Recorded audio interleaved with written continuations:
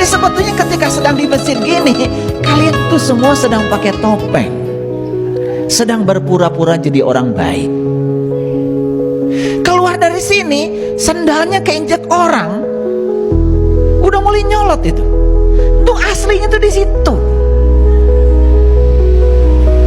Nah, kita ini selama ini mengukur kesolehan dengan alat ukur yang salah.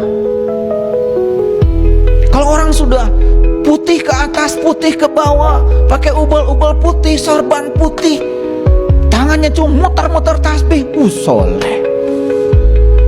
Padahal itu baru kelihatan soleh.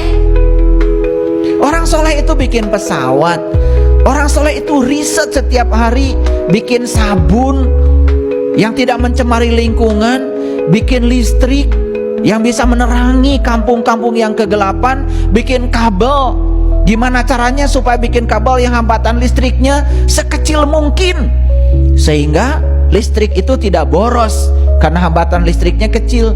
Orang yang soleh itu setiap hari berkarya bagaimana supaya kehidupan ini semakin beradab, semakin mudah. Itu soleh. Orang soleh itu bikin HP, bikin Google Map.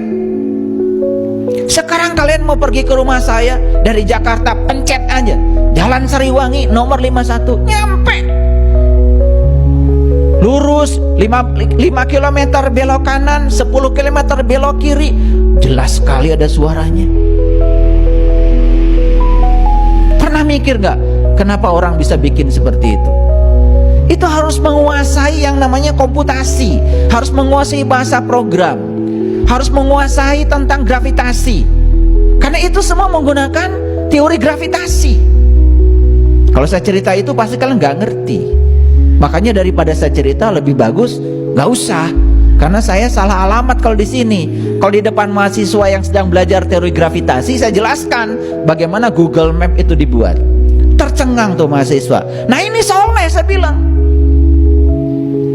Saya lihat banyak mahasiswa saya di sudut-sudut kampus itu baca Quran,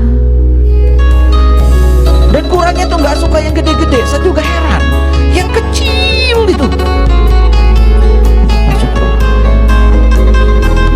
Habis gitu saya tanya, kamu ngerti yang dibaca? Enggak, Pak, katanya. Dan saya pastikan dia pasti ngaku orang soleh, dan yang tidak baca kayak dia pasti dia bilang salah. Ini kan ukuran yang salah, dan ini harus diperbaiki. Kan ini paradigma yang keliru.